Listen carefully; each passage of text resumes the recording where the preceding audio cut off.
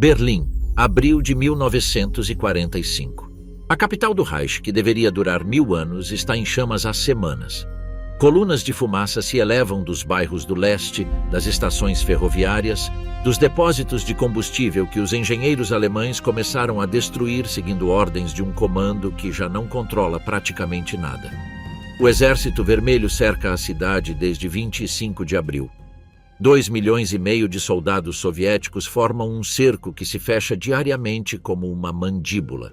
No interior, aproximadamente 1 milhão de civis alemães, em sua maioria mulheres, idosos e crianças, aguardam um desfecho que ninguém mais pode impedir. Para compreender o que aconteceu nos últimos dias de abril e nos primeiros de maio de 1945, é preciso entender primeiro a estrutura daquele momento. Um regime que havia conquistado metade da Europa em 4 anos estava desmoronando em questão de semanas e fazia isso lutando palmo a palmo na mesma cidade que havia sido seu símbolo. Essa combinação, um colapso total aliado a uma resistência feroz, foi o que transformou a Batalha de Berlim no episódio mais mortal da guerra na Europa Ocidental e, possivelmente, no evento com a maior concentração de mortes por unidade de tempo de toda a história moderna. Os números brutos são difíceis de assimilar.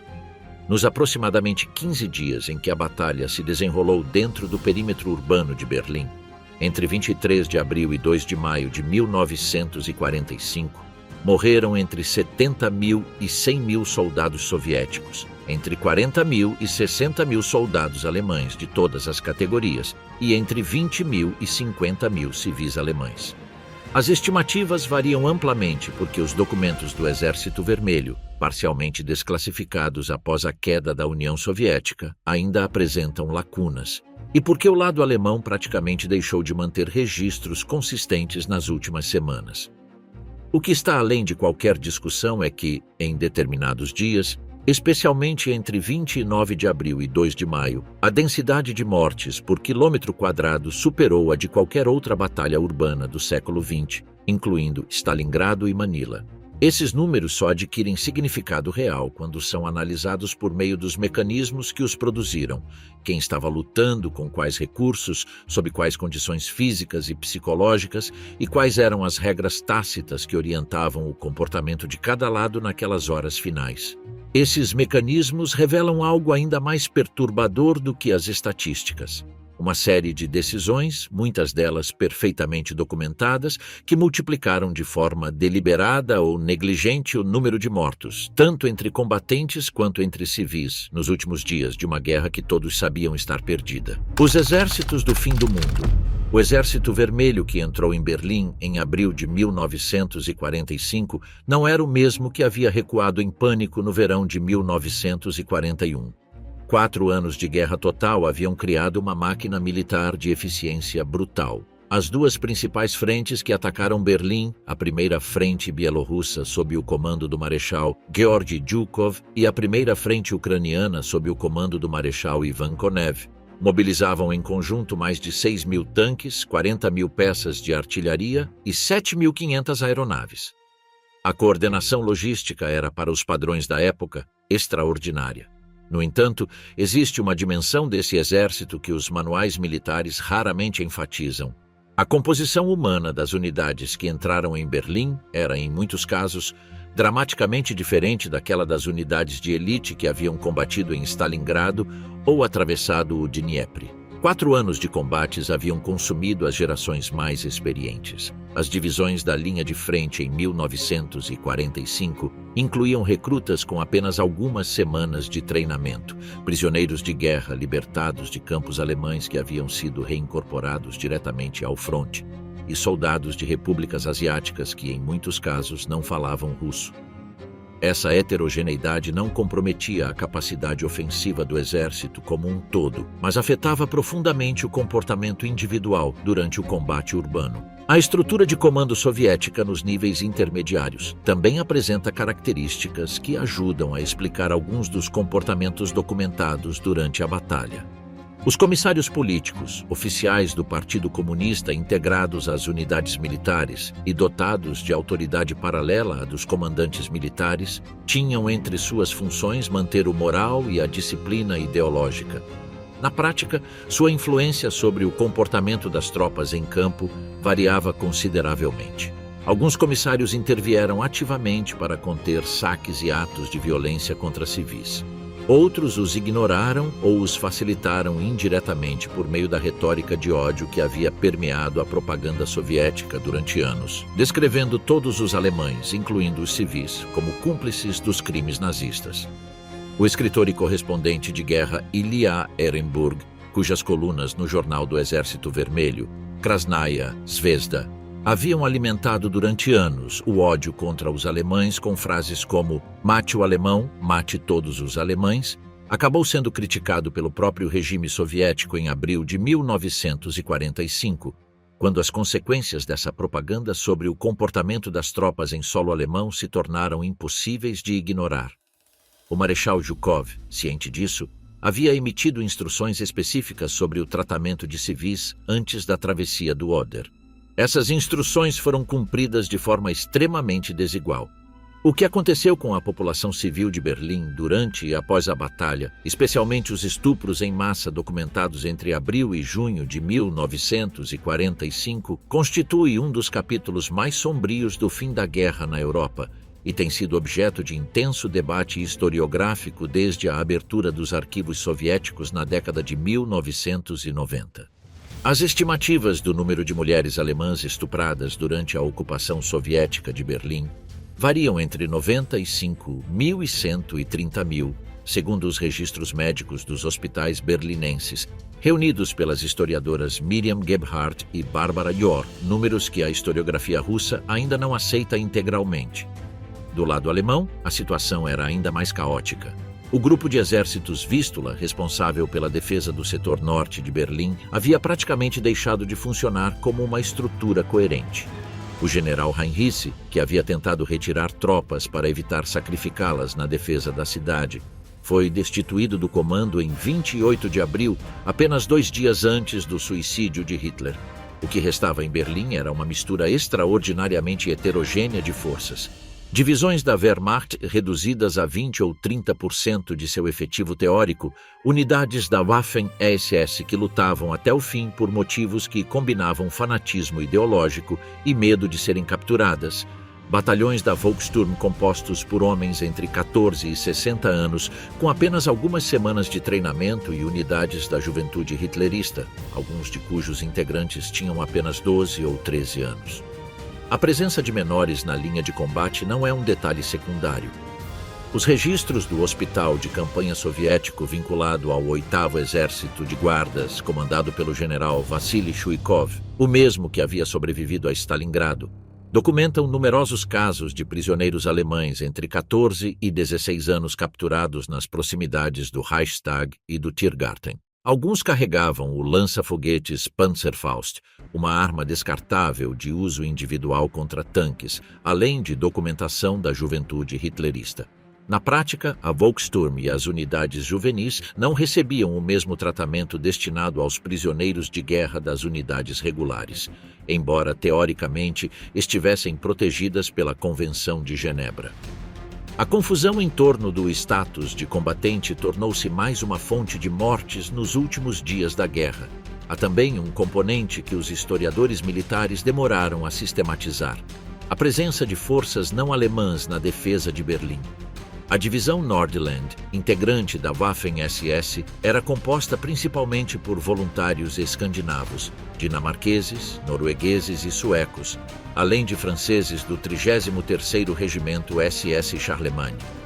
A presença de combatentes franceses da SS nos túneis do metrô de Berlim em abril de 1945 é um daqueles episódios que a historiografia francesa levou décadas para abordar com clareza. Vários deles seriam julgados e executados na França após a guerra. Berlim não era uma cidade projetada para ser defendida. Seu traçado urbano, com grandes avenidas radiais, amplas praças e um sistema de parques e rios que a dividia em setores bem definidos, favorecia o atacante.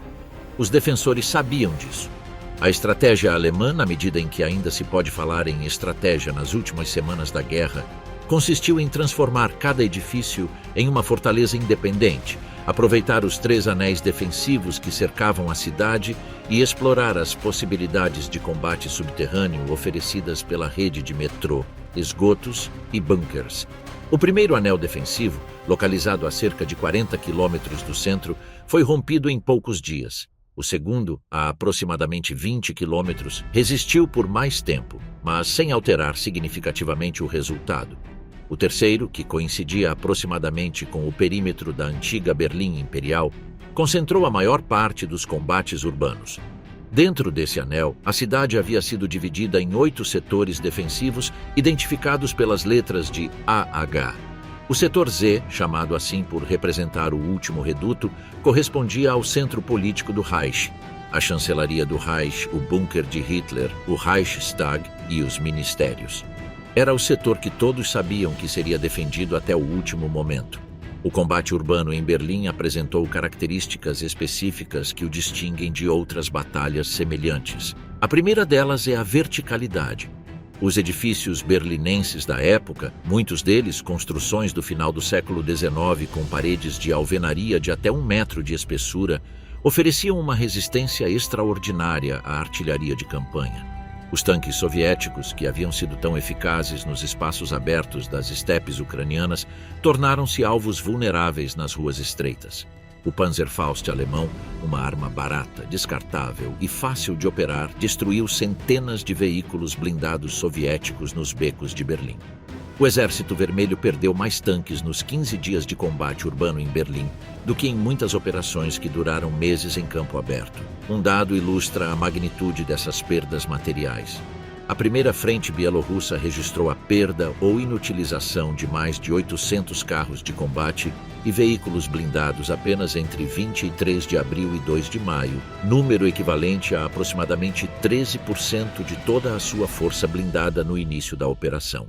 Cada um desses veículos destruídos também representava a morte ou o ferimento de sua tripulação, normalmente composta por 4 ou 5 homens, transformando as perdas de blindados em um multiplicador direto de baixas humanas. A resposta soviética foi adaptar suas táticas em tempo real. Os comandantes introduziram os chamados grupos de assalto, os Sturmgruppen, pequenas unidades de 6 a 8 homens que combinavam atiradores de precisão, lança-chamas, sapadores e soldados equipados com metralhadoras leves. Esses grupos operavam de forma coordenada com 1 ou 2 tanques que serviam como apoio direto, mas avançavam principalmente pelo interior dos edifícios, abrindo passagens nas paredes divisórias em vez de se exporem nas ruas. Essa tática, desenvolvida inicialmente em Stalingrado, reduziu as baixas soviéticas causadas pelo fogo dos Panzerfaust, mas aumentou enormemente a brutalidade dos combates, transformados em uma sucessão de confrontos em cômodos, porões e corredores. O subsolo de Berlim acrescentava uma dimensão adicional. Em 1945, a rede de metrô contava com 76 estações e mais de 80 quilômetros de túneis. Os canais subterrâneos que atravessavam a cidade em diversos pontos transformavam-se em rotas de infiltração ou evacuação. Sob o centro histórico, uma rede de bunkers militares e civis interligados por túneis de serviço criava um labirinto que os defensores conheciam muito melhor do que os atacantes. Em alguns setores, os combates aconteciam simultaneamente em 3 níveis. Nos telhados, onde os franco-atiradores dominavam a visão das ruas, na superfície, com o combate entre tanques e infantaria, e no subsolo, com confrontos nos túneis e bunkers. Um dos episódios mais sombrios do subterrâneo de Berlim ocorreu em 2 de maio de 1945, nos túneis do metrô sob o canal Landwehr. As circunstâncias exatas continuam sendo objeto de debate. O que está documentado é que, com as inundações provocadas quando os próprios engenheiros alemães abriram as comportas do canal para impedir o avanço soviético pelos túneis, dezenas ou possivelmente centenas de civis e feridos que haviam buscado refúgio no subsolo morreram afogados. As estimativas variam de 50 a 2.000 mortos. Os registros hospitalares da época e as escavações arqueológicas realizadas nos anos posteriores apontam para números mais próximos da faixa inferior, mas a incerteza permanece. As alturas de Silow, o preço da porta. Para compreender o massacre de Berlim, é indispensável entender o que aconteceu 9 dias antes, entre 16 e 19 de abril de 1945, nas alturas de Seelow, o sistema de colinas que domina a passagem do rio Oder, a apenas 90 quilômetros a leste da capital. Seelow foi a porta de entrada para Berlim, e sua conquista representou um dos episódios mais custosos em vidas para o Exército Vermelho durante toda a guerra. O Marechal Zhukov havia planejado o ataque com uma confiança que beirava a arrogância. Ele dispunha de uma superioridade material esmagadora, 1 milhão de soldados contra cerca de 110 mil alemães, 3.155 tanques contra aproximadamente 516.934 peças de artilharia contra cerca de 600. A diferença numérica era tão avassaladora que Zhukov não esperava enfrentar uma resistência séria. Para acelerar o avanço, tomou uma decisão tática que seus próprios oficiais haviam desaconselhado: iniciar o ataque de madrugada, na escuridão total, iluminando as posições alemãs com 143 refletores antiaéreos de grande potência, com a intenção de ofuscar e desorientar os defensores. O resultado foi exatamente o oposto do esperado. A luz dos refletores criou uma névoa artificial de poeira e fumaça que cegou os próprios atacantes soviéticos mais do que os defensores, que combatiam de posições elevadas e bem conhecidas. Os tanques perderam a orientação naquela escuridão modificada. A infantaria avançou por terrenos pantanosos que os engenheiros de reconhecimento não haviam avaliado corretamente. Os alemães, sob o comando do general Gotthard Heinrich, um dos poucos comandantes que mantiveram a lucidez naquelas semanas, haviam retirado suas tropas da primeira linha de trincheiras poucas horas antes do ataque, sabendo que o bombardeio preparatório soviético, um dos mais intensos de toda a guerra, atingiria posições vazias. Durante 4 dias, o Exército Vermelho lançou sucessivas ondas de assalto contra as alturas de Seelow, sofrendo perdas enormes. Zhukov, submetido à pressão insuportável de Stalin, que acompanhava o desenvolvimento da operação quase em tempo real a partir de Moscou, lançou suas reservas blindadas antes que a infantaria tivesse limpado os acessos. Isso provocou congestionamentos monumentais nas rotas de avanço e transformou as estradas em alvos perfeitos para a artilharia alemã concentrada. As perdas soviéticas nesses 4 dias são estimadas entre 30 mil e 33 mil mortos em combate, além de aproximadamente 150 mil feridos. As perdas alemãs também foram muito elevadas, em torno de 12 mil mortos, mas o desequilíbrio em termos de custo relativo foi brutal para o atacante.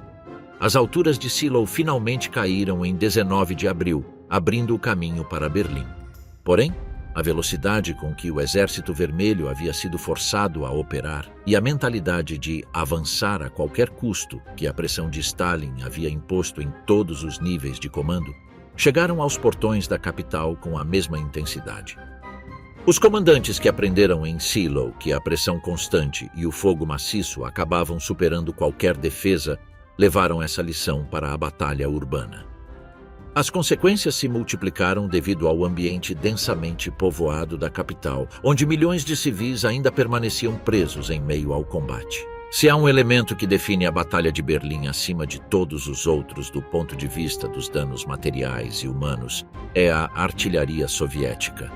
Nos dias de maior intensidade dos combates, o Exército Vermelho lançou sobre a cidade uma concentração de fogo de artilharia sem precedentes na história da guerra urbana. Estima-se que, entre 21 de abril e 2 de maio, as duas frentes soviéticas dispararam mais de 1,8 milhão de projéteis de artilharia contra Berlim, o que equivale a uma média de aproximadamente 150 mil projéteis por dia. Para dimensionar esse número, na Batalha de El Alamein, considerada um dos maiores duelos de artilharia da campanha do norte da África, os aliados dispararam cerca de 500 projéteis por minuto durante o bombardeio inicial de 20 minutos. Em Berlim, nos dias decisivos da batalha, o Exército Vermelho atingiu taxas de fogo sustentadas que ultrapassavam 1000 projéteis por minuto sobre um perímetro urbano densamente povoado. A artilharia soviética em Berlim não tinha como alvo exclusivo as posições militares. Os canhões de longo alcance e os foguetes Katyusha, conhecidos pelos alemães como órgãos de Stalin, devido ao som característico de seus lançamentos múltiplos, não possuíam a precisão necessária para distinguir entre alvos militares e civis em ambientes urbanos.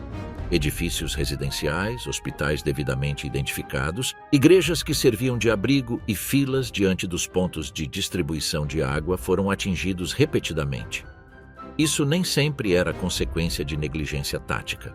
Em vários casos documentados, os oficiais de artilharia soviéticos foram informados sobre a presença de civis em determinadas áreas e optaram por manter o bombardeio, argumentando que os defensores alemães se misturavam deliberadamente à população para dificultar o fogo inimigo, o que em muitos casos era verdade. O comandante do 8º Exército de Guardas, Vassily Chuikov, descreveu em suas memórias a pressão a qual estava submetido por parte do quartel-general de Zhukov para avançar mais rapidamente, mesmo à custa de maiores perdas próprias.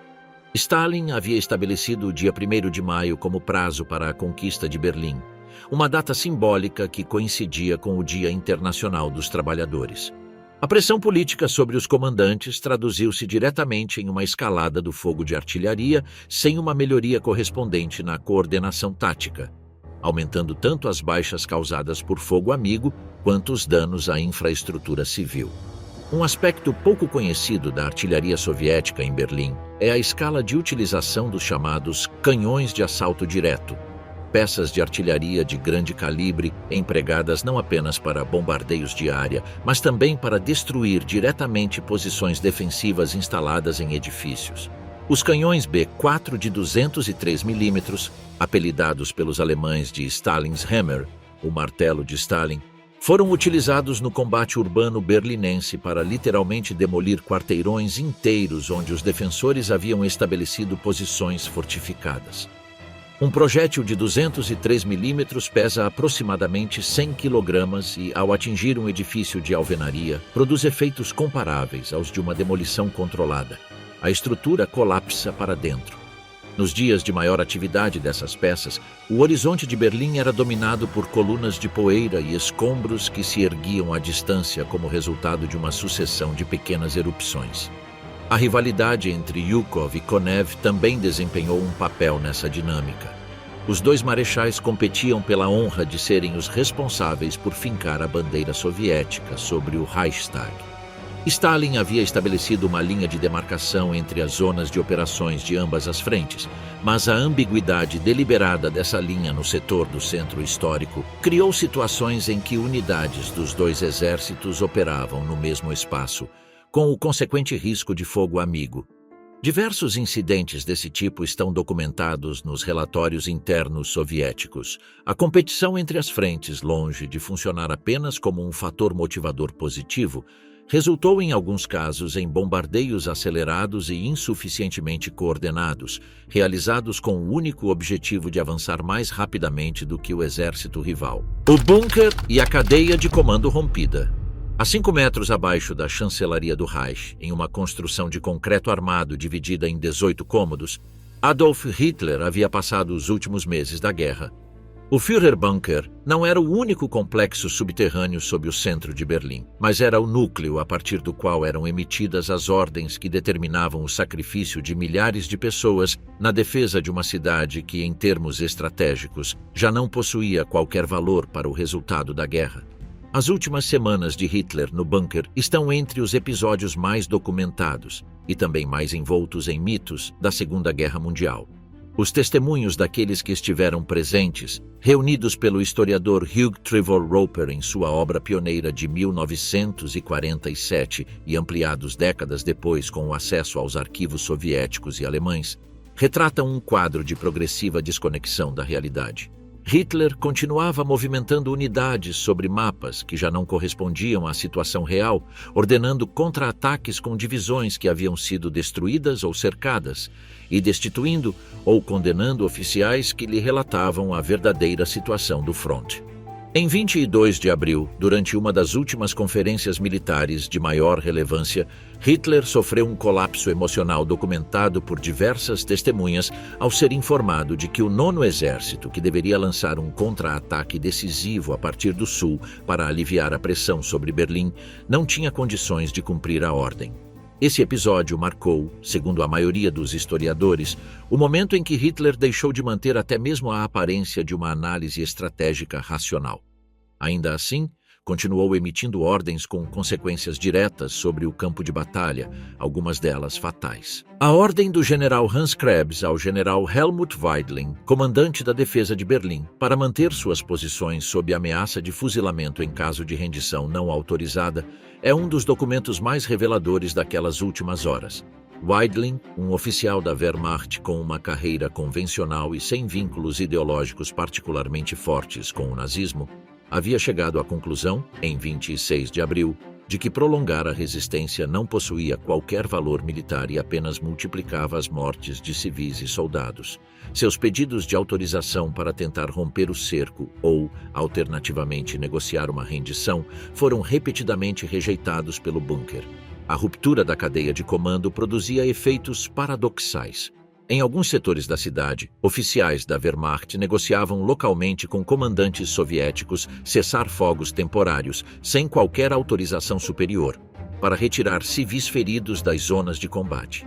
Em outros setores, unidades da esse executavam soldados alemães que tentavam se render, aplicando as disposições do chamado Decreto de Março de 1945, assinado pelo próprio Hitler, que transformava em traidor passível de pena de morte qualquer combatente que depusesse as armas sem autorização.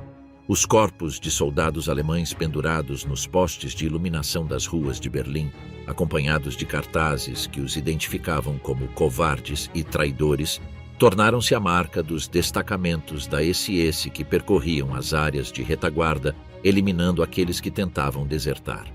O general Weidling finalmente assinou a rendição de Berlim na manhã de 2 de maio de 1945, na presença do general Chuikov. Fez isso sem autorização expressa de qualquer superior, porque naquele momento Hitler já estava morto havia 2 dias e a cadeia de comando do Reich havia colapsado completamente.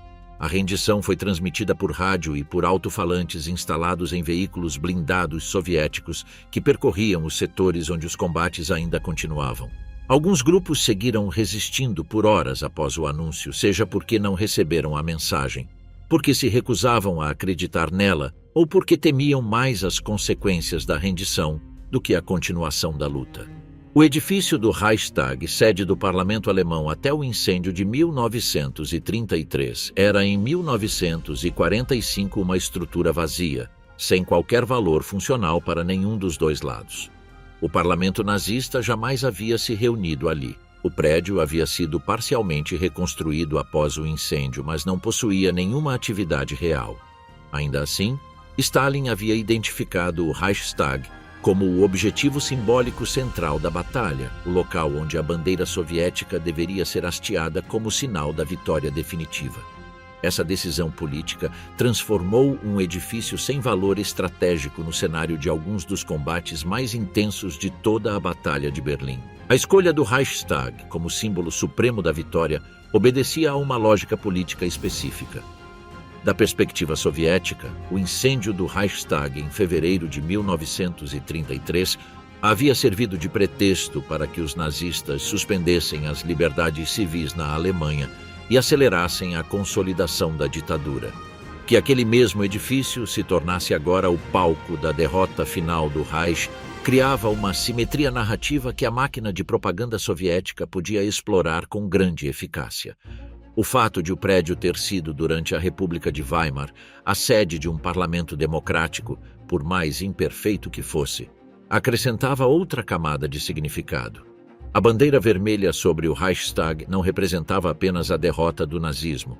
Simbolizava também, na narrativa soviética, o triunfo do socialismo sobre a democracia burguesa que, segundo essa visão, havia fracassado. As unidades soviéticas que se aproximaram do Reichstag pelo norte em 29 de abril tiveram de atravessar a Ponte Moltke sobre o rio Spree, sob um fogo extremamente intenso. A ponte havia sido preparada para demolição, mas a detonação falhou, permitindo que os primeiros grupos de assalto soviéticos a cruzassem, embora sofrendo pesadas perdas. A esplanada entre a ponte e a fachada norte do Reichstag, com apenas 300 metros de extensão, estava sob fogo cruzado de metralhadoras disparadas a partir do edifício do Ministério do Interior, situado a leste, e das posições de artilharia antiaérea convertidas para combate terrestre que os alemães haviam instalado nos porões do Reichstag e nos edifícios adjacentes.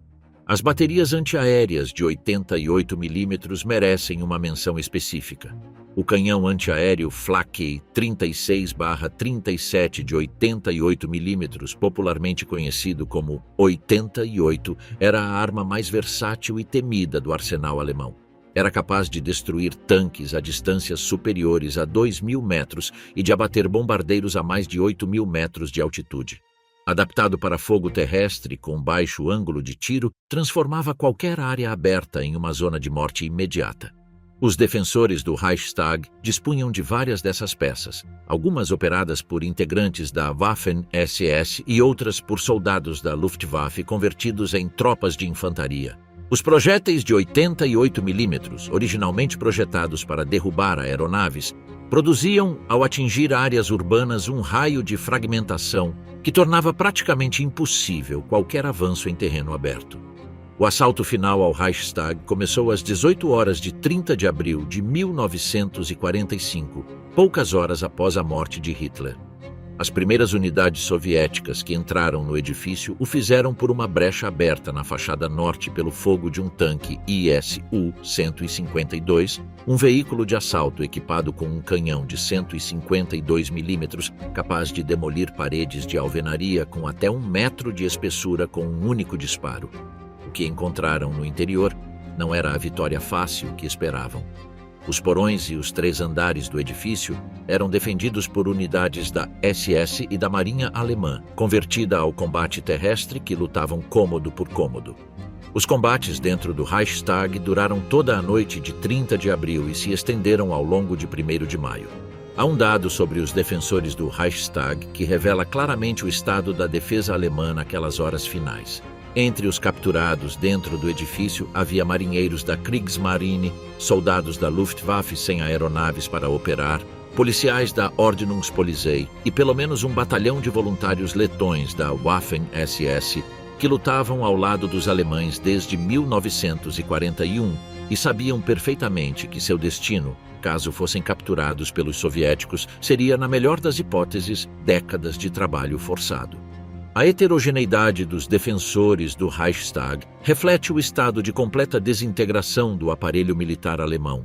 Qualquer homem capaz de empunhar uma arma havia sido incorporado à defesa, independentemente de sua especialidade ou de sua vinculação a qualquer ramo das Forças Armadas. A famosa fotografia de Yevgeny Kaldei mostrando soldados soviéticos hasteando a bandeira vermelha sobre o Reichstag foi tirada em 2 de maio, quando os combates no interior do edifício já haviam cessado. A imagem, que se tornaria uma das fotografias mais icônicas do século XX, foi na realidade uma encenação deliberada. Kaldei havia viajado de Moscou levando bandeiras vermelhas confeccionadas por seu tio a partir de toalhas de mesa de restaurante. E a fotografia foi produzida com iluminação cuidadosamente escolhida e a partir de um ângulo previamente estudado. A imagem também foi retocada em laboratório soviético antes de sua publicação, removendo os relógios que um dos soldados usava em cada pulso, um detalhe que denunciava o saque de relógios pertencentes a civis alemães, uma prática recorrente e amplamente conhecida entre as tropas soviéticas. La muerte de Hitler y los días sin gobierno. Em 30 de abril de 1945, entre 15 horas e 15 horas e 30 minutos, Adolf Hitler cometeu suicídio disparando contra a própria têmpora direita enquanto mordia uma cápsula de cianeto. Eva Braun, com quem havia se casado poucas horas antes, em uma breve cerimônia realizada na sala de conferências do bunker, também ingeriu cianeto. Os corpos foram levados à superfície para o jardim da chancelaria do Reich pelo assistente pessoal de Hitler, Heinz Linge, e pelo chefe de seus ajudantes, Otto Günsche. Em seguida foram regados com aproximadamente 200 litros de gasolina e queimados em uma cratera provocada por um projétil a poucos metros da saída de emergência do bunker. A destruição incompleta dos corpos em meio às condições caóticas dos bombardeios deu origem a uma das maiores controvérsias históricas da segunda metade do século XX. o debate sobre se Hitler realmente havia morrido ou conseguido escapar. Os soviéticos, que recuperaram os restos carbonizados, realizaram análises forenses mantidas em segredo durante décadas por razões que tinham mais relação com a política da Guerra Fria do que com a ciência. Os fragmentos ósseos e os registros dentários preservados pelos soviéticos em arquivos da KGB só foram objeto de uma análise científica publicada em 2018, quando pesquisadores do Institut de Médecine Légale de Estrasburgo examinaram fragmentos dentários conservados nos arquivos estatais russos e confirmaram, por meio da comparação com os registros odontológicos de Hitler, que os dentes pertenciam de forma inequívoca ao ditador alemão. A morte de Hitler não significou o fim imediato dos combates. O almirante Karl Dönitz, nomeado sucessor de Hitler em seu testamento político, estabeleceu um governo fantasma em Flensburg, próximo à fronteira com a Dinamarca, que permaneceu em funcionamento por quase 2 semanas após o suicídio do Führer. Dönitz assinou a rendição incondicional da Alemanha diante dos aliados ocidentais em 7 de maio e diante dos soviéticos em 8 de maio. Porém, nos dias entre 30 de abril e essas datas, ainda ocorreram combates significativos em diversas frentes, incluindo a tentativa desesperada de várias unidades alemãs de avançar para o oeste a fim de se render aos aliados anglo-americanos em vez dos soviéticos. Em Berlim, especificamente, os dias entre o suicídio de Hitler, em 30 de abril, e a rendição formal de Weidling, na manhã de 2 de maio, foram os mais caóticos. A hierarquia de comando havia colapsado, mas muitos oficiais intermediários continuavam enviando seus homens para posições de combate, seja por convicção ideológica, por medo dos pelotões de execução da SS ou por uma inércia burocrática que parecia incapaz de parar. As primeiras tentativas de negociar uma rendição, conduzidas pelo general Hans Krebs na madrugada de 1º de maio, fracassaram porque os soviéticos exigiam uma rendição incondicional. E o chefe interino do governo do Reich, Joseph Goebbels, que permanecera no bunker, recusava-se a aceitar essa condição. Goebbels e sua esposa, Magda, decidiram não sobreviver à queda do Reich. Em 1º de maio, Magda Goebbels administrou cápsulas de cianeto aos seus 6 filhos, com idades entre 4 e 12 anos, nos dormitórios do bunker. Em seguida, ela própria ingeriu cianeto, e Joseph Goebbels foi morto a tiros por um oficial da SS, possivelmente a seu próprio pedido. Essa cena, documentada por diversas testemunhas que sobreviveram e posteriormente confirmada pela análise forense soviética dos restos mortais, representa um dos momentos mais sombrios dos últimos dias do Reich. A população civil de Berlim vinha se preparando havia meses para aquilo que sabia ser inevitável. As autoridades nazistas haviam proibido formalmente a evacuação em massa da cidade até datas muito tardias, em parte por receio dos efeitos desmoralizadores que as colunas de refugiados poderiam provocar no restante da população e, em parte, porque o regime precisava manter os serviços essenciais da capital funcionando até o último momento. Essa política teve consequências diretas sobre a magnitude das vítimas civis. Em fevereiro e março de 1945, quando o avanço soviético já era irreversível e uma evacuação relativamente organizada ainda teria sido possível, a proibição permanecia em vigor. Quando foi parcialmente suspensa em abril, os corredores de fuga para o oeste já estavam sob fogo da artilharia soviética ou bloqueados pelas colunas blindadas do Exército Vermelho. Alguns civis conseguiram escapar, mas a maioria permaneceu na cidade. Estima-se que, em 23 de abril de 1945, quando o cerco se fechou definitivamente, havia entre 2,5 e 3 milhões de pessoas dentro do perímetro da cidade, das quais entre 1,5 e 2 milhões eram civis. O sistema de racionamento alemão, que havia funcionado com notável eficiência técnica durante quase toda a guerra, entrou em colapso nas semanas que antecederam a batalha. Os cartões de racionamento estabeleciam categorias hierárquicas de abastecimento. Os trabalhadores da indústria bélica recebiam as maiores cotas, seguidos pelos trabalhadores comuns, pelas crianças e pelos idosos. No entanto, em março e abril de 1945, O sistema de distribuição começou a falhar porque os transportes ferroviários eram constantemente interrompidos pelos bombardeios aliados e porque os depósitos de distribuição fechavam ou eram saqueados. A ração média efetivamente recebida por um berlinense na última semana de abril, quando recebia alguma coisa, era de apenas 300 a 400 calorias por dia, cerca de um quinto do mínimo calórico necessário para manter as funções vitais básicas de um adulto. As condições materiais em que essa população vivia durante a batalha eram extremas. O abastecimento de água encanada foi interrompido na maior parte da cidade na última semana de abril, quando os projéteis de artilharia destruíram as principais tubulações de distribuição. Os berlinenses passaram a depender da água dos poços de emergência instalados em alguns parques e praças, além da água da chuva. O frio noturno do final de abril, com temperaturas que caíam abaixo dos 5 graus Celsius, transformava o subsolo da cidade, os bunkers, os porões e as estações de metrô nos únicos refúgios possíveis. Um dos aspectos menos explorados da vida civil durante a batalha é o papel das comunidades religiosas. As igrejas de Berlim, tanto católicas quanto protestantes, permaneceram abertas durante a maior parte dos combates e funcionaram como centros de abrigo, de distribuição dos poucos recursos que restavam e de atendimento aos feridos. O bispo Konrad von Preissing, da Diocese Católica de Berlim, um dos poucos dignitários eclesiásticos alemães que haviam mantido uma oposição publicamente documentada ao regime nazista, desde a década de 1930, percorreu os abrigos durante os dias de maior intensidade dos combates.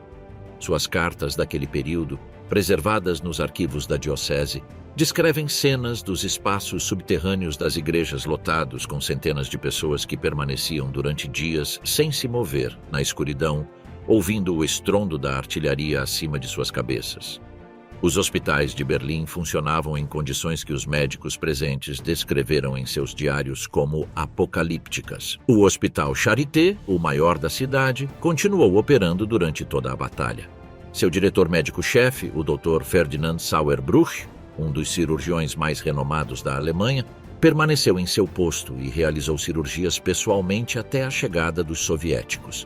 Suas memórias descrevem salas de operação iluminadas por velas, escassez total de anestésicos para procedimentos de amputação e cadáveres empilhados nos pátios porque não havia combustível para os crematórios. A taxa de mortalidade entre os feridos que chegavam aos hospitais militares improvisados nos últimos dias, muitos deles instalados em porões sem condições sanitárias básicas, era, segundo estimativas posteriores, superior a 60% para ferimentos que, em condições normais, teriam sido tratáveis. Um fenômeno que os historiadores do período estudaram com especial interesse é a distribuição diferencial das mortes civis por sexo e faixa etária. As estatísticas de mortalidade disponíveis para o período entre abril e maio de 1945 em Berlim mostram uma sobremortalidade masculina muito acentuada entre os grupos etários de 14 a 60 anos, compatível com a incorporação em massa de homens dessas idades ao combate. No entanto, também revelam uma sobremortalidade feminina significativa que não pode ser explicada exclusivamente pelos efeitos diretos dos bombardeios e que análises posteriores associaram aos estupros em massa e às suas consequências físicas, incluindo abortos realizados em condições absolutamente inseguras nos meses seguintes. O mistério dos números e dos arquivos secretos. Um dos aspectos mais perturbadores da Batalha de Berlim é que, 80 anos depois, os números fundamentais continuam sendo objeto de debate. Quantos soldados soviéticos morreram exatamente? Quantos civis alemães perderam a vida? Em que medida sofreram como consequência direta da batalha? As respostas para essas perguntas dependem de arquivos que permaneceram classificados durante décadas e que ainda hoje não estão totalmente acessíveis. O lado soviético é o que apresenta as maiores incógnitas. O Exército Vermelho mantinha registros cuidadosos de suas baixas, mas esses documentos permaneceram classificados no mais alto nível durante todo o período soviético e só começaram a ser parcialmente liberados a partir da década de 1990. Os números que surgiram dessa desclassificação parcial, entre 70.000 e 100.000 mortos para toda a Operação Berlim, que incluía não apenas a cidade, mas toda a frente desde o Oder, são substancialmente superiores aos reconhecidos durante décadas pela historiografia oficial soviética, que raramente ultrapassava os 30.000. A diferença entre esses números não representa uma simples margem de erro estatístico. Ela reflete uma decisão deliberada dos sistemas de registro soviéticos de classificar determinadas categorias de baixas de forma que não aparecessem nos totais divulgados publicamente. Os mecanismos concretos dessa subestimação revelam muito sobre o funcionamento interno do Exército Vermelho.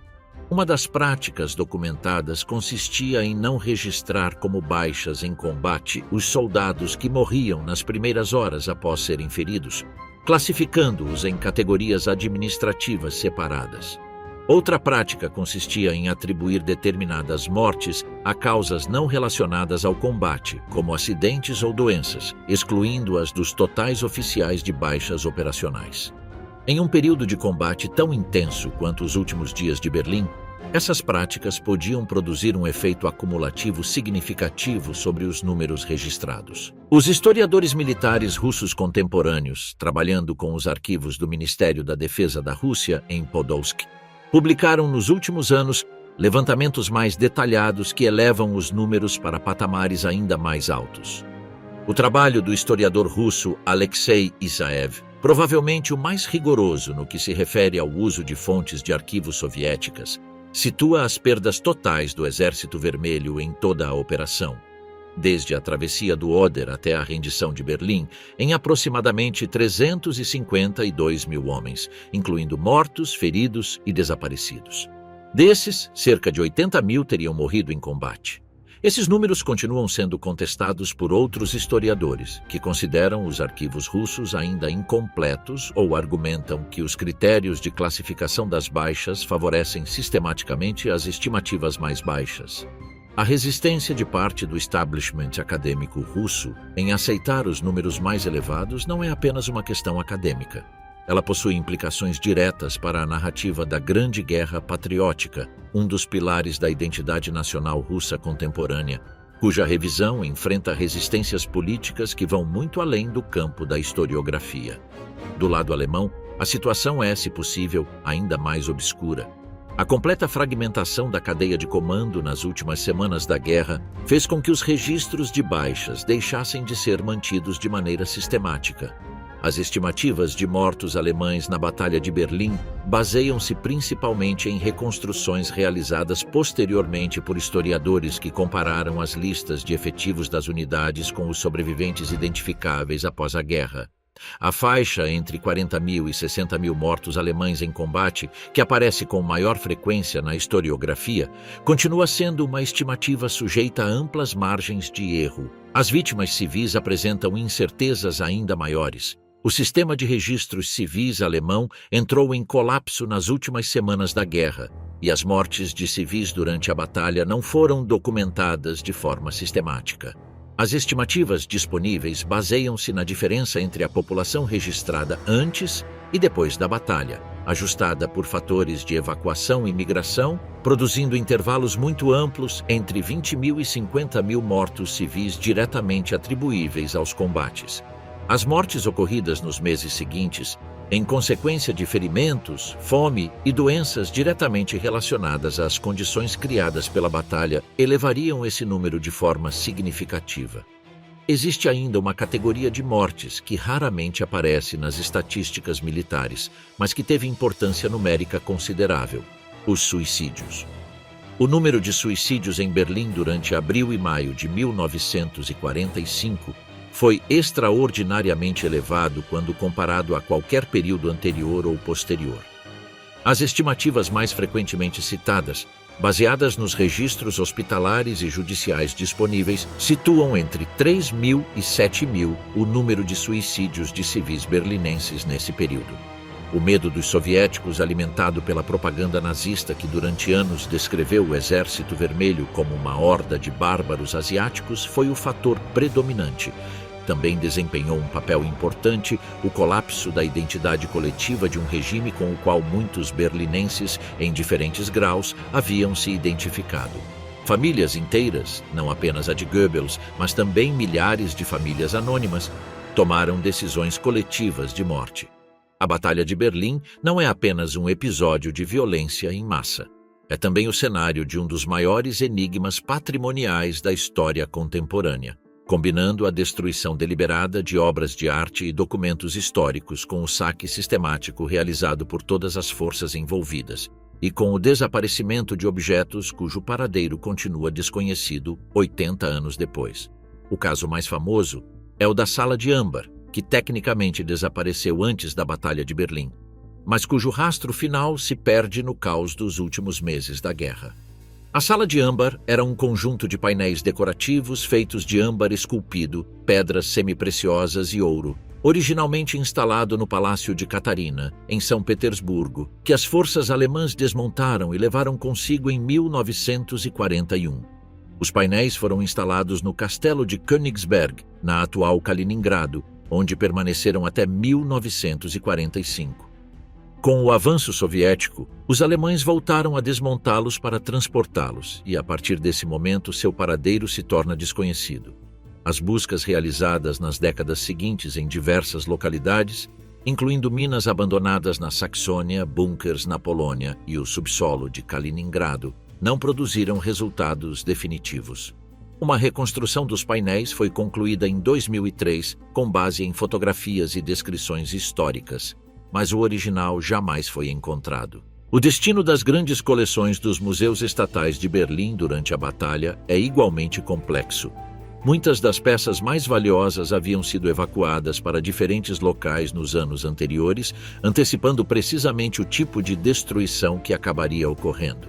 O famoso busto de Nefertiti, que os funcionários do museu mantiveram em Berlim durante os primeiros anos da guerra por receio dos danos que poderia sofrer durante o transporte, foi finalmente transferido em 1943 para a mina de sal de Kaiseroda, na Turíngia, onde foi descoberto por forças norte-americanas em abril de 1945. O busto foi devolvido à Alemanha em 1956, mas o episódio ilustra os mecanismos de dispersão das coleções berlinenses que caracterizaram os últimos anos da guerra. O altar de Pérgamo, uma das peças mais impressionantes do patrimônio greco-romano preservado na Europa, era grande demais para ser evacuado. Seus painéis de mármore foram desmontados e armazenados no porão do próprio museu, onde permaneceram quando o Exército Vermelho ocupou a Ilha dos Museus nas últimas horas da batalha. As brigadas soviéticas de troféus os encontraram e os transferiram para Leningrado, onde permaneceram nos depósitos do Hermitage até 1958, quando foram devolvidos à Alemanha Oriental como gesto de boa vontade política. A disputa sobre o direito de propriedade dos bens culturais capturados pelo Exército Vermelho, que envolve dezenas de milhares de objetos que continuam sem ser devolvidos, permanece como uma das controvérsias culturais mais complexas das relações entre a Rússia e a Alemanha. Em Berlim, propriamente dita, os últimos dias da batalha testemunharam uma destruição cultural sem precedentes. A Biblioteca Estatal da Prússia, que abrigava aproximadamente 3 milhões de volumes, havia evacuado a maior parte de seu acervo nos anos anteriores para locais considerados seguros. Parte desse material foi recuperada após a guerra, mas outra parte desapareceu para sempre. Os arquivos do Ministério das Relações Exteriores da Alemanha, parcialmente microfilmados antes da guerra pelos próprios alemães, que antecipavam uma possível derrota, foram em sua maior parte capturados pelos aliados e redistribuídos entre as 4 potências ocupantes. Décadas de disputas diplomáticas e acordos entre estados permitiram a recomposição parcial desses fundos documentais. O saque não se limitou às obras de arte. Cientistas e engenheiros alemães, assim como documentos técnicos relacionados aos programas de armamentos mais avançados do Reich, tornaram-se objeto de intensa disputa entre as potências aliadas. O programa de foguetes V-2, desenvolvido em Peenemünde sob a direção de Wernher von Braun, despertava igual interesse entre norte-americanos e soviéticos. Von Braun e sua equipe conseguiram se render aos norte-americanos em maio de 1945, levando consigo documentação técnica que seria fundamental para o programa espacial dos Estados Unidos. Os soviéticos, por sua vez, capturaram os técnicos alemães de menor escalão que não conseguiram escapar para o oeste e se apoderaram dos equipamentos e instalações de produção, que foram desmontados e transferidos para a União Soviética. Essa guerra tecnológica, paralela à batalha militar, teve consequências que se projetaram diretamente sobre a corrida espacial das décadas de 1950 e 1960. O ouro do Reichsbank apresenta um caso diferente. As reservas de ouro do Banco Central Alemão, estimadas em várias toneladas em 1945, haviam sido parcialmente evacuadas nos meses anteriores para diversas localidades da Alemanha Central e da Áustria. Uma parte foi recuperada pelas forças norte-americanas nas minas de sal de Merkers, na Turíngia, em abril de 1945, no que é frequentemente descrito como a maior descoberta de arte e ouro saqueados de toda a guerra. No entanto, parcelas dessas reservas, assim como bens confiscados dos judeus assassinados no Holocausto e posteriormente centralizados pelo Reich, continuam com destino final incerto. O saque soviético de Berlim foi maciço e, em grande medida, sistemático. As chamadas Brigadas de Troféus Soviéticas, unidades especializadas que operavam atrás das linhas de combate, haviam recebido instruções para identificar e recuperar obras de arte, equipamentos industriais e documentos científicos e militares de valor. A atuação dessas brigadas em Berlim está amplamente documentada. Dezenas de milhares de objetos provenientes dos museus berlinenses, incluindo a coleção Schliemann, do Museu de Pré-História, que continha os achados do arqueólogo Heinrich Schliemann em Troia, conhecidos como o Tesouro de Príamo, foram carregados em trens com destino à União Soviética. Os achados de Troia, que Schliemann havia levado para Berlim no século XIX em circunstâncias já então controversas, permaneceram escondidos nos depósitos do Museu Pushkin, em Moscou, durante décadas, sem que as autoridades soviéticas reconhecessem sua existência. Sua presença ali só foi oficialmente confirmada em 1993. A disputa por sua restituição, envolvendo Alemanha, Rússia, Grécia e Turquia, continua sem solução até hoje. A Ponte Weidendammmer e a tentativa de rompimento. Na noite de 1º para 2 de maio de 1945, várias horas antes de Weidling assinar a rendição, ocorreu um dos episódios mais dramáticos e menos conhecidos dos últimos dias de Berlim. A tentativa de romper o cerco soviético através da ponte Weidendammmer, sobre o rio Spree, no coração da cidade. O plano, improvisado nas últimas horas por oficiais da SS e da Wehrmacht que se recusavam a se render, consistia em abrir passagem através das posições soviéticas ao norte do centro histórico, utilizando os últimos veículos blindados disponíveis, avançar para noroeste pela autoestrada e alcançar as linhas dos aliados ocidentais antes que os soviéticos pudessem se reorganizar. O plano era desesperado do ponto de vista militar. As unidades disponíveis encontravam-se em estado de desgaste extremo, a munição era escassa e os soviéticos haviam bloqueado todas as rotas de saída conhecidas com posições de artilharia. A coluna que tentou o rompimento era formada por um contingente que as fontes estimam entre várias centenas e vários milhares de pessoas, uma mistura de soldados regulares, membros da SS, funcionários civis do governo do Reich e alguns civis que haviam se juntado desesperadamente a qualquer grupo que parecesse capaz de seguir em direção ao oeste. Na dianteira estavam os últimos tanques operacionais disponíveis no setor central, entre eles vários Tiger II que haviam servido como escolta do Führerbunker. O resultado foi um massacre. Os soviéticos, que já previam tentativas de rompimento, mantinham a ponte e as ruas adjacentes sob fogo de artilharia, armas antitanque e metralhadoras. Os tanques que lideravam a coluna foram destruídos nos primeiros minutos. A coluna de infantaria e veículos leves que avançava atrás ficou presa em uma área de poucas quadras, sob fogo vindo de vários ângulos. A maioria dos que tentaram atravessar morreu naquela noite, embora alguns tenham conseguido se dispersar e tentar a fuga em pequenos grupos. Entre os que conseguiram escapar do cerco soviético nessas últimas horas estava o líder da juventude hitlerista, Arthur Axmann, que conseguiu chegar às montanhas da Baviera antes de ser capturado meses depois. Martin Bormann, secretário do Partido Nazista e um dos homens mais poderosos do Reich. morreu nessa tentativa de rompimento, embora a confirmação definitiva de sua morte por meio de análises de DNA dos restos encontrados só tenha ocorrido em 1998. Em 2 de maio de 1945, quando os últimos focos de resistência alemã em Berlim depuseram as armas, a cidade era irreconhecível. Dos aproximadamente 1,5 milhão de edifícios existentes em Berlim, em 1939, mais de 600 mil haviam sido destruídos total ou parcialmente. Os bairros centrais de Mitte, Tiergarten e Prenzlauer Berg apresentavam níveis de destruição superiores a 70% de sua área construída.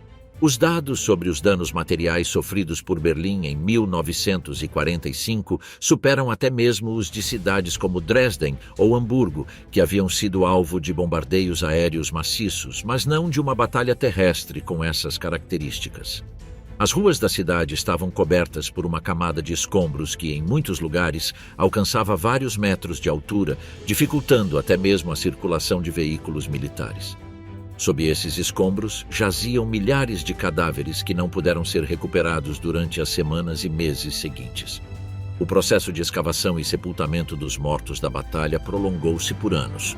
Algumas das grandes valas comuns abertas nos parques e cemitérios de Berlim durante o verão de 1945 só foram completamente documentadas décadas depois. A quantidade de munição não detonada que permaneceu enterrada no subsolo de Berlim após a batalha representou um problema de segurança que se estendeu por décadas e que, em certa medida, persiste até hoje. Todos os anos, obras de construção na cidade revelam projéteis de artilharia, bombas aéreas ou granadas da Segunda Guerra Mundial. O Kampfmittelbeseitigungsdienst, o Serviço Berlinense de Remoção de Artefatos Explosivos, intervém anualmente em mais de 1.000 ocorrências relacionadas a munições de guerra, e estimativas técnicas sugerem que ainda existam entre 2.000 e 3.000 toneladas de munição não detonada enterradas sob a cidade. Algumas das maiores bombas aéreas, com 500 ou 1.000 quilos, quando descobertas, obrigam a evacuação de bairros inteiros. A população sobrevivente vivia em condições de absoluta indigência, sem água encanada, sem eletricidade, sem gás, com as redes de esgoto destruídas e com reservas de alimentos suficientes para apenas alguns dias. Os berlinenses dependiam inteiramente do abastecimento soviético e, nos setores ocidentais, das forças anglo-americanas que começaram a chegar em julho. A ameaça de epidemias, prevista com precisão por diversos médicos devido ao colapso dos sistemas de saneamento, concretizou-se parcialmente. Houve surtos de tifo, disenteria e escarlatina durante o verão de 1945, embora a dimensão dessas epidemias tenha sido menor do que a prevista pelos prognósticos mais pessimistas, graças a uma campanha de vacinação em massa organizada pelas autoridades de ocupação. Os primeiros dias da ocupação soviética também testemunharam um episódio que a historiografia soviética demorou décadas para reconhecer: o saque sistemático das residências civis. Soldados que haviam sobrevivido a meses de combates extremamente duros e que, em muitos casos, vinham de regiões rurais da União Soviética, onde jamais haviam visto o nível de vida material de uma capital europeia, mesmo de uma capital em ruínas, comportaram-se frequentemente com uma mistura de espanto e cobiça que se traduziu no roubo de qualquer objeto de valor que pudesse ser transportado. Os relógios, que aparecem repetidamente nos relatos dos sobreviventes berlinenses como o item mais frequentemente roubado, tornaram-se o símbolo dessa primeira fase da ocupação. Alguns soldados chegaram a acumular vários relógios em cada pulso, o que explica a edição que removeu os relógios da famosa fotografia do Reichstag. As chamadas Trümmerfrauen, as mulheres dos escombros, constituem uma das imagens mais emblemáticas da Berlim do pós-guerra. Dezenas de milhares de mulheres, na ausência dos homens mortos, desaparecidos ou feitos prisioneiros, formaram brigadas de trabalho manual para remover escombros das ruas e recuperar materiais de construção reutilizáveis. Essa imagem, que a historiografia da República Democrática Alemã transformou em símbolo do heroísmo feminino antifascista e que a República Federal da Alemanha utilizou posteriormente como emblema da reconstrução, passou por importantes revisões históricas nas últimas décadas. Os estudos mais recentes indicam que a proporção de mulheres voluntárias nessas brigadas foi significativamente menor do que sugeria a narrativa oficial e que muitas participantes atuaram sob coerção ou por falta de alternativas econômicas, e não por convicção ideológica. A rendição, os julgamentos e o que ficou sem resposta. A rendição de Berlim foi o primeiro ato de um processo mais longo que culminou nos julgamentos de Nuremberg, onde os crimes do regime nazista foram, pela primeira vez, submetidos a um processo judicial internacional. Mas a própria Batalha de Berlim gerou um conjunto de questões sobre responsabilidade que os tribunais de Nuremberg não abordaram diretamente, seja porque os responsáveis haviam morrido, seja porque os vencedores não tinham interesse em que fossem examinadas. A questão dos crimes de guerra soviéticos durante a batalha e a ocupação de Berlim jamais foi objeto de um processo judicial. Os estupros em massa, os fuzilamentos de prisioneiros documentados em alguns setores, o saque sistemático e a deportação de civis alemães para campos de trabalho na União Soviética, onde morreram várias centenas de milhares de pessoas nos anos seguintes, ficaram fora do escopo jurídico de Nuremberg porque os soviéticos faziam parte do tribunal acusador e não do grupo dos acusados. Esse desequilíbrio, apontado por defensores alemães durante o próprio processo de Nuremberg, não invalida a justiça aplicada aos crimes nazistas, mas evidencia uma assimetria que o direito internacional contemporâneo ainda não resolveu completamente. O comandante alemão Weidling foi capturado após assinar a rendição, julgado na União Soviética e condenado a 25 anos de trabalhos forçados. Morreu em um campo soviético em 1955, antes de cumprir a pena. O general Chuikov, por outro lado, recebeu múltiplas condecorações e chegou ao cargo de ministro da Defesa da URSS. O marechal Zhukov, apesar de sua condição de herói da vitória, caiu em desgraça diante de Stalin pouco depois da guerra e foi relegado a cargos secundários até a morte do ditador, em 1953. As identidades de muitos dos soldados cujas ações durante a batalha constituíram crimes de guerra, tanto do lado alemão quanto do soviético, jamais foram determinadas. Os arquivos militares soviéticos, que poderiam lançar luz sobre alguns dos episódios mais sombrios da ocupação de Berlim, continuam tendo acesso extremamente restrito.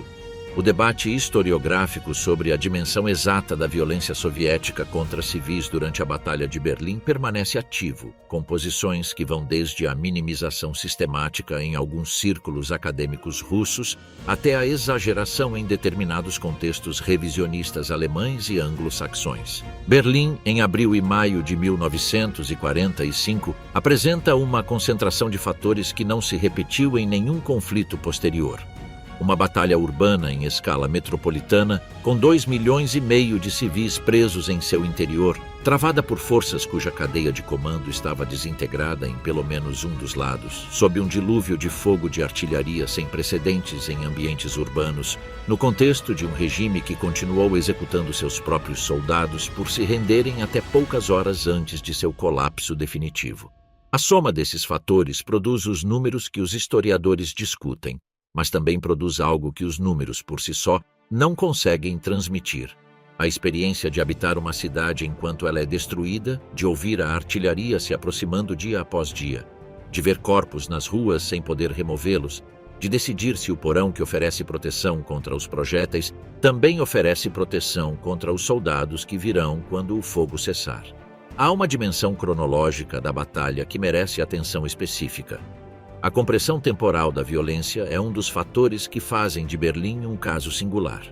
Enquanto batalhas como Stalingrado ou Leningrado se prolongaram por meses ou até anos, gerando um número de mortos comparável, mas distribuído ao longo do tempo de forma que o sistema nervoso coletivo das cidades afetadas encontrava certa capacidade de adaptação, a Batalha de Berlim concentrou seu pico de destruição em um período de aproximadamente 15 dias. Os dias entre 28 de abril e 2 de maio, quando os combates atingiram sua máxima intensidade no centro da cidade, produziram a maior parte das baixas totais da operação. Nesses 5 dias, o ritmo de mortes por hora na área metropolitana de Berlim não encontra equivalente documentado na história europeia do século XX. Os diários e memórias dos sobreviventes berlinenses, publicados na Alemanha em sucessivas ondas, nos anos 1950, nos anos 1980, com o distanciamento da geração seguinte, e, novamente, a partir dos anos 1990, com o acesso às fontes soviéticas, compõem um arquivo de experiência individual que complementa, e em alguns casos, contradiz o registro histórico oficial. A escritora anônima que publicou em 1954, sob o título Uma Mulher em Berlim, seu diário das semanas da batalha e da ocupação imediata, oferece um dos testemunhos mais detalhados e perturbadores desse período. A identidade da autora, protegida por décadas por seu desejo expresso, foi revelada póstumamente como a jornalista Martha Hillers. O livro foi recebido com hostilidade na Alemanha quando foi publicado pela primeira vez, acusado de manchar a honra das mulheres alemãs por descrever com precisão os estupros e as estratégias de sobrevivência que muitas mulheres adotaram durante a ocupação. Só voltou a ser publicado na Alemanha em 2003, mais de 20 anos após a morte de sua autora.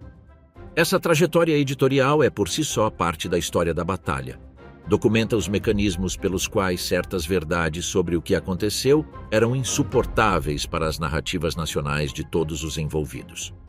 Esse testemunho, e o de centenas de sobreviventes menos conhecidos, colocam em primeiro plano, na história da batalha, aqueles que os relatos militares transformam em dados estatísticos. O médico que operou à luz de velas no porão da Charité, a mulher que escondeu suas filhas em um armário embutido enquanto ouvia passos no corredor, o soldado de 15 anos recrutado pelo Volkssturm e capturado nas proximidades do Reichstag, carregam, em sua experiência individual, o peso daquilo que os manuais de história resumem em percentuais de destruição e listas de baixas. As consequências geopolíticas de como Berlim foi tomada, a maneira como Berlim caiu, quem a tomou, a que custo e por quais métodos, teve consequências geopolíticas que se estenderam por décadas. A decisão do general Dwight Eisenhower, comandante supremo das forças aliadas no Oeste, de não avançar em direção a Berlim com as forças anglo-americanas nas semanas que antecederam sua queda, permitindo que fosse o Exército Vermelho a tomar a cidade, é uma das decisões militares e políticas mais debatidas da Segunda Guerra Mundial. Eisenhower justificou essa decisão argumentando que Berlim já não possuía valor estratégico, que as linhas de divisão pós-guerra entre as zonas de ocupação já haviam sido acordadas em Yalta e que o custo humano de uma corrida até Berlim seria inaceitável. Seus cálculos, baseados em um relatório do Serviço de Inteligência Militar que estimava que a tomada de Berlim custaria ao exército americano entre 100 mil e 200 mil baixas, eram compatíveis com as informações disponíveis na época. O debate posterior sobre se essas estimativas eram realistas ou excessivamente pessimistas não possui uma resposta definitiva, mas o fato é que o custo final para o Exército Vermelho, superior a 80 mil mortos, sugere que os cálculos de Eisenhower não estavam muito distantes da realidade. O general George Patton, que comandava o Terceiro Exército dos Estados Unidos e era, naquele momento, o oficial aliado com maior capacidade ofensiva no teatro europeu, defendia a posição oposta à de Eisenhower.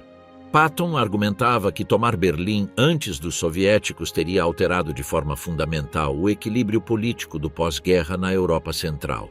Suas memórias, publicadas póstumamente, são explícitas quanto à sua convicção de que a decisão de Eisenhower foi um erro estratégico de consequências históricas.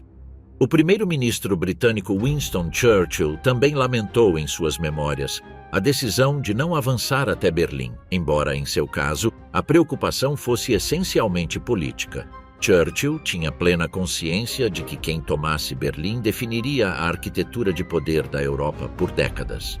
A Conferência de Potsdam, realizada em julho e agosto de 1945 nos arredores da cidade conquistada, formalizou a divisão de Berlim em 4 setores de ocupação e confirmou o desenho da ordem europeia do pós-guerra. As decisões tomadas em Potsdam, amplamente determinadas pela geografia da conquista, estabeleceram o quadro que definiria a política europeia pelos 45 anos seguintes. A zona de ocupação soviética se transformaria na República Democrática Alemã em 1949. O setor soviético de Berlim se tornaria sua capital. E o muro que seria construído em 1961 para impedir a fuga em massa de cidadãos para o oeste seria, em termos materiais, o último monumento às decisões tomadas nas semanas de abril e maio de 1945. As consequências da queda de Berlim nas mãos soviéticas materializaram-se na divisão da cidade em 4 setores de ocupação que anteciparam a divisão da Alemanha, no estabelecimento de uma zona de influência soviética que abrangeria toda a Europa Oriental por décadas e no símbolo permanente em que Berlim se transformou durante a Guerra Fria. O muro construído em 1961 e derrubado em 1989 é, em certa medida, o último capítulo arquitetônico das decisões tomadas em abril e maio de 1945. A arquitetura dessa divisão, com suas implicações para centenas de milhões de vidas nas décadas seguintes, tem suas raízes diretamente no terreno específico por onde avançou a artilharia soviética naquelas 3 semanas de abril. A geografia da ocupação determinou a geografia da divisão, e a divisão determinou 50 anos de história europeia. Nesse sentido, a Batalha de Berlim não terminou em 2 de maio de 1945. Suas consequências estruturais continuaram a se desdobrar por décadas e algumas de suas perguntas permanecem sem resposta definitiva. 80 anos após a rendição de Berlim, a pesquisa histórica sobre a batalha continua produzindo novas descobertas. A desclassificação parcial dos arquivos do Ministério da Defesa russo, realizada de forma irregular ao longo das décadas de 1990 e 2000, permitiu reconstruir com maior precisão a cadeia de comando soviética e os mecanismos de tomada de decisão durante a operação. Os arquivos federais militares da Alemanha, em Friburgo, digitalizaram nos últimos anos uma quantidade significativa de documentação alemã do período final da guerra, lançando nova luz sobre o estado real das unidades defensoras. A arqueologia também contribuiu para ampliar o conhecimento sobre a batalha. Escavações realizadas no antigo local do Führerbunker, demolido em sua maior parte pelas autoridades da República Democrática Alemã em 1988, mas cujas estruturas fundamentais permanecem sob o solo, produziram achados materiais que permitem avaliar com maior precisão as últimas horas do regime. Os restos da chancelaria do Reich, cujo terreno é hoje ocupado em parte por um estacionamento e em parte pelo Memorial do Holocausto, foram objeto de escavações parciais cujos resultados completos ainda não foram publicados integralmente. O local exato onde os corpos de Hitler e Eva Braun foram queimados no jardim da chancelaria foi identificado por arqueólogos na década de 1990. O poço de concreto que os soviéticos construíram sobre aquele ponto em 1945, supostamente para selá-lo, foi escavado e documentado.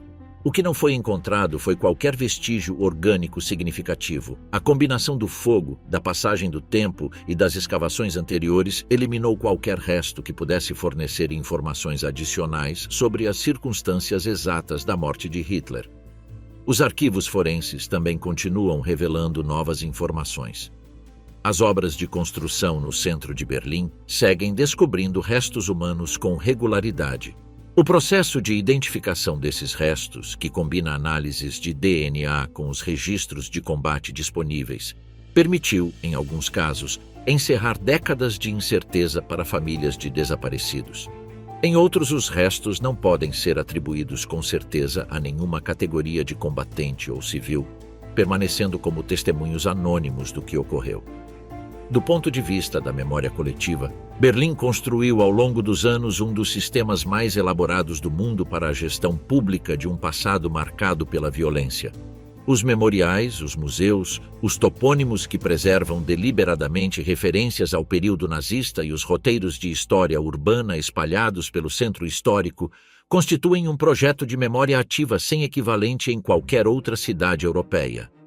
A topografia do terror, o museu instalado sobre as ruínas da sede da Gestapo e das SS e o Memorial do Holocausto, localizado a poucos metros do terreno onde ficava o Führerbunker, são expressões de uma política de memória que escolhe o desconforto deliberado em vez do esquecimento reconfortante. As perguntas que os arquivos não podem responder são igualmente reveladoras dos limites do conhecimento histórico sobre esse período. Não se sabe com certeza quantas pessoas morreram nos túneis do metrô sob o canal Landwehr. Não se sabe quantos dos prisioneiros de guerra alemães capturados em Berlim morreram nos campos soviéticos nos anos seguintes, embora as estimativas situem esse número entre 300.000 e 500.000 pessoas. Não se conhece o paradeiro definitivo da Sala de Âmbar. E, em uma escala diferente, mas igualmente significativa, não se sabe o nome da grande maioria dos combatentes e civis que morreram naquelas semanas, porque os sistemas de registro que deveriam tê-los documentado entraram em colapso junto com o regime que os mantinha. Berlim levou décadas para se reconstruir fisicamente, no sentido de que a última cicatriz visível do muro só desapareceu em 1989. Os processos de reconstrução da memória histórica da batalha são ainda mais lentos. A reunificação alemã de 1990 criou as condições para um debate público mais aberto sobre o que ocorreu naquelas semanas. Um debate que inclui tanto a responsabilidade alemã por ter prolongado até o fim uma guerra insustentável, quanto o exame dos crimes cometidos pelas forças vencedoras. Esse duplo exame, que exige reconhecer simultaneamente a natureza criminosa do regime que defendia a cidade e os excessos daqueles que a conquistaram, continua sendo desconfortável para todos os herdeiros desse passado. O que permanece absolutamente claro, para além dos debates sobre números e responsabilidades, é a dimensão do que aconteceu. Em 15 dias de combate urbano intensivo, em uma área de aproximadamente 900 km², morreram mais pessoas do que em muitos conflitos que a história registra como guerras completas. A concentração dessas mortes naquele tempo e naquele espaço, sob as condições específicas daquele momento histórico, não encontra equivalente na história do combate urbano moderno. Berlim, abril a maio de 1945, continua sendo uma referência incontornável para qualquer análise dos custos humanos da guerra em ambientes civis.